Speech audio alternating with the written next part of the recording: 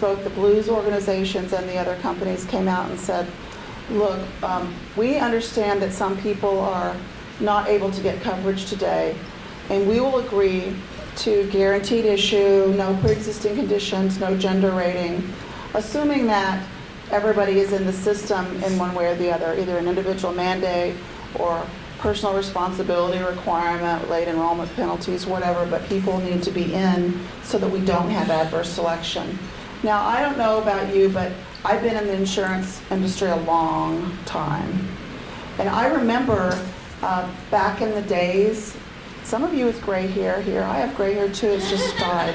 But you know, I know that you remember that from time to time, companies would come in and they would guarantee issue, and what happened?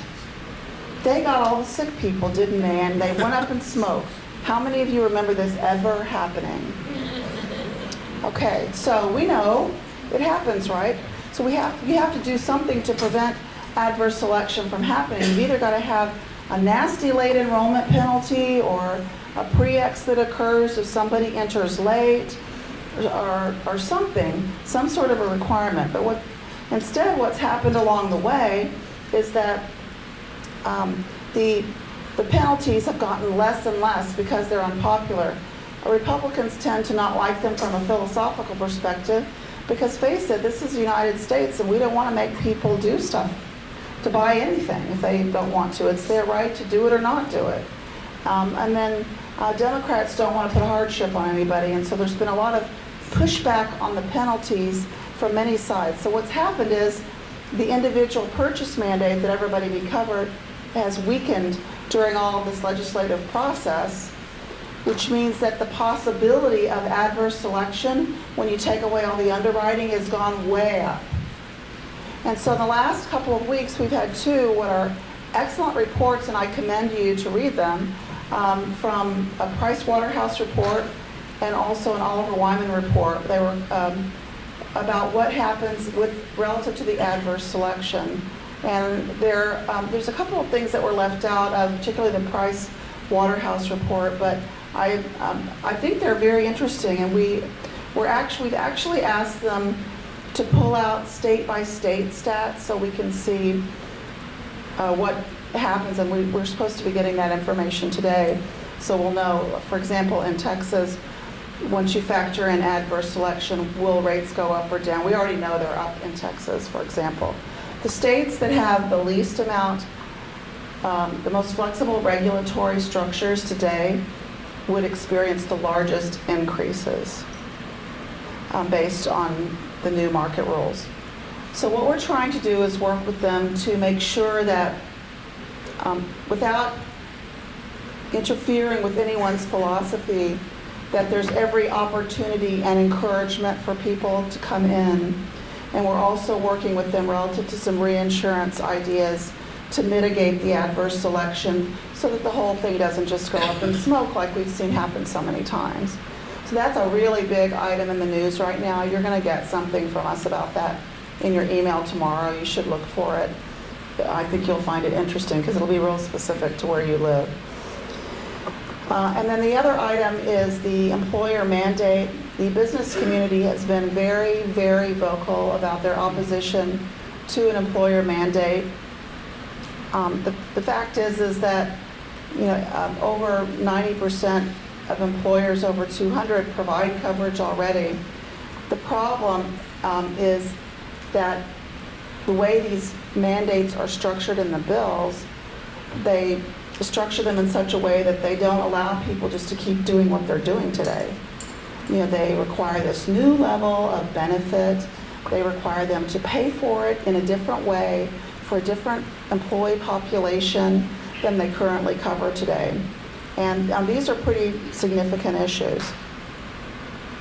And so what has happened is in the finance bill, the employer community actually negotiated this free rider penalty that would basically say that the only ones that the employer would have to cover would be the ones that peeled off the lower income employees out of their group and went and got coverage through the exchange that was subsidized.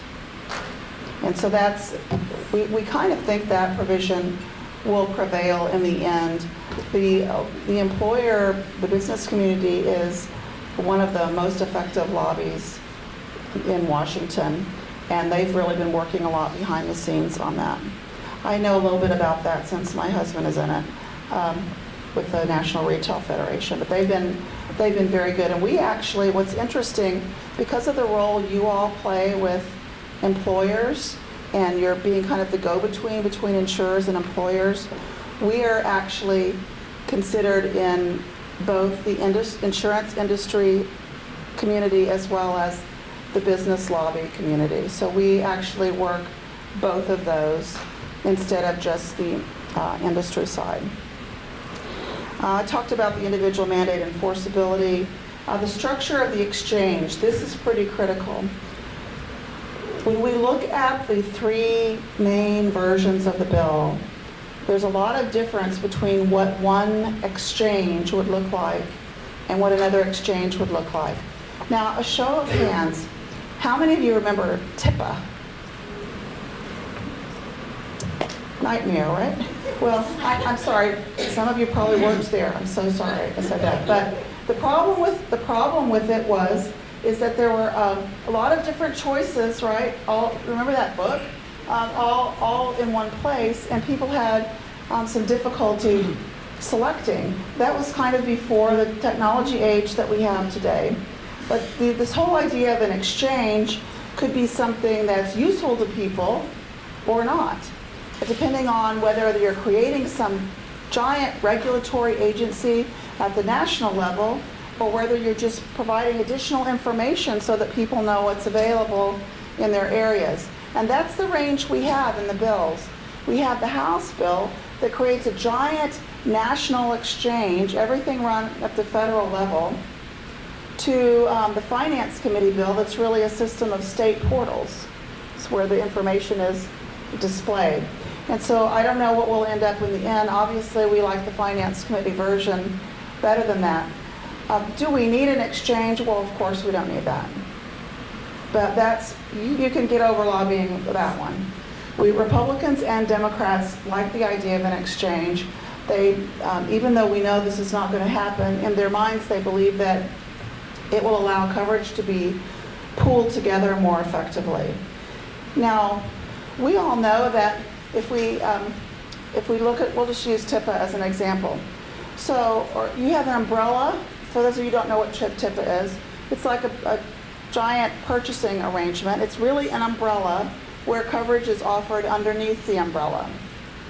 And of course, the companies do not pool their people together. Each company continues to pool their own insured population separately, right? It's not one giant pool. That's the number one thing, is it's not really pooling anybody together. In fact, during the whole process, we had to explain, and we finally got through to them, that if they were planning on pooling the people inside the exchange separately from the people outside, they were actually making their pool smaller instead of larger, with the companies. And we did make some headway on that one. So the exchanges, may be completely harmless. We have been very, very successful with getting agents and brokers included in the process. So in the House and the Senate Health Committee and the Senate Finance Committee, agents are in everywhere. That you don't need to worry about that. Their agents and brokers can sell any of the coverage. They're specifically written in to the legislation. So we've been really, really successful with that. It's just a matter of what it looks like inside. If coverage is squeezed too much inside, and whether the carriers are required to reduce administrative cost, that could be a problem. So we're still working on those things. Okay, I'm skip the next slide. I don't know if you all know Karen Ignani. She's kind of my counterpart at America's Health Insurance Plans. It's the organization that insurance companies belong to.